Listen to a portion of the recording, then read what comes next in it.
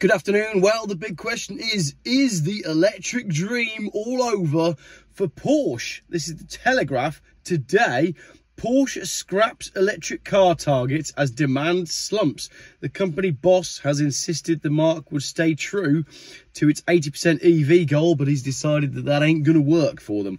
Porsche has abandoned its sale targets for electric vehicles amid waning demand. The German car manufacturer had previously said that EVs would account for 80% of its new vehicle sales by 2030, but bosses have now watered down that goal, saying sales will depend on uptake and how the technology develops around the world. The rollback is continuing. Yesterday it was Fiat, today it's Porsche. It comes after a slew of rival car companies watered down plans for electric models, cast doubt on customer enthusiasm for the technology, and expressed support for low-carbon alternatives to petrol known as e-fuels. Porsche said the transition to electric vehicles will take longer than we assumed 5 years ago. I can hear the sound of Lee starting up another one of his value videos. I mean, I know he's just done one, but this is not going to help Porsche Taycan values, is it?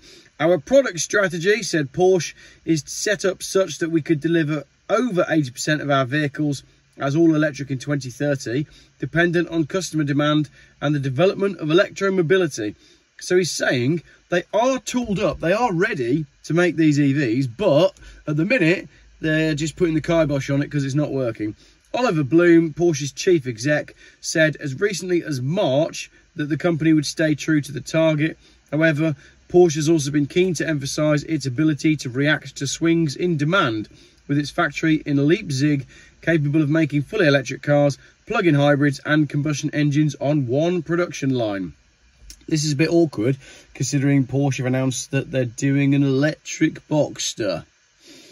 I think there's going to be a lot of scrabbling around from car manufacturers to desperately try and get new versions of petrol cars on the market to shore up their bank balances.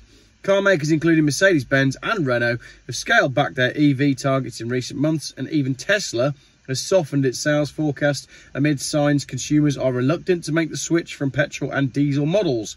German car brands are particularly exposed to China, as I said in a video the other day, where EV sales have been hit by an economic slowdown and consumers are increasingly opting for cheaper local models. Recession.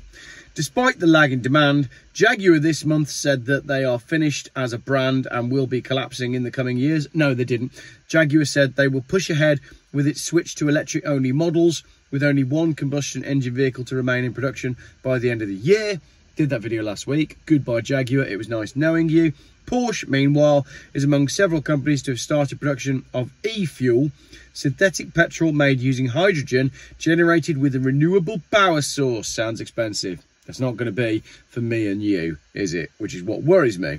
In a separate blow on Tuesday, Porsche warned it could be forced to stop production of some of its vehicles owing to a shortage of aluminium parts.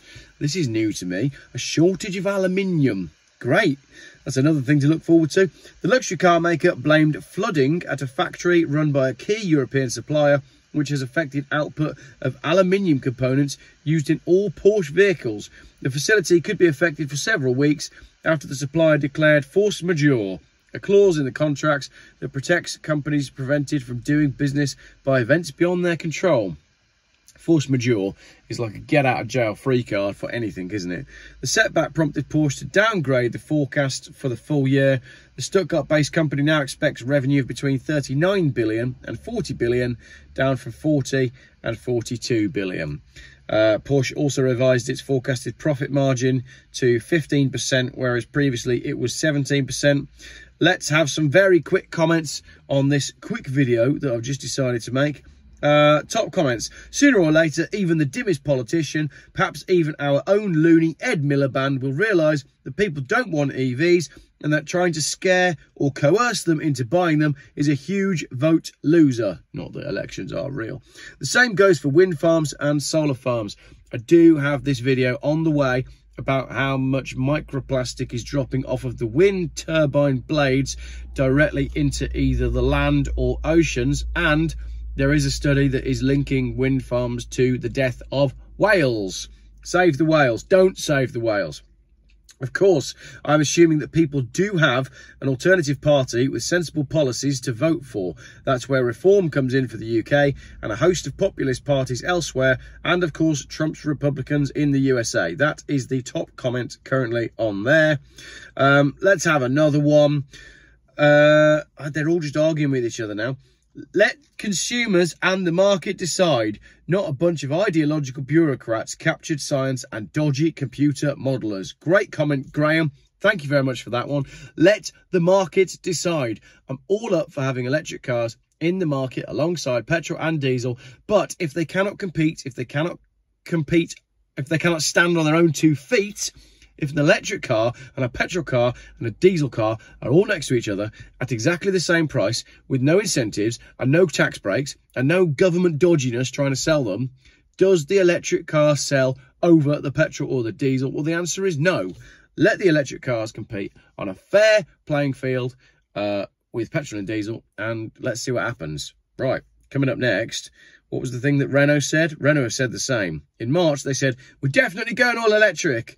And then I think yesterday they said, we're probably not going to go all electric. So it's pretty much falling apart across the board, isn't it? Right, if you haven't watched Lee's latest video on his Porsche Taycan video, make sure you go and check that out, because I'm going to be filming one of my own.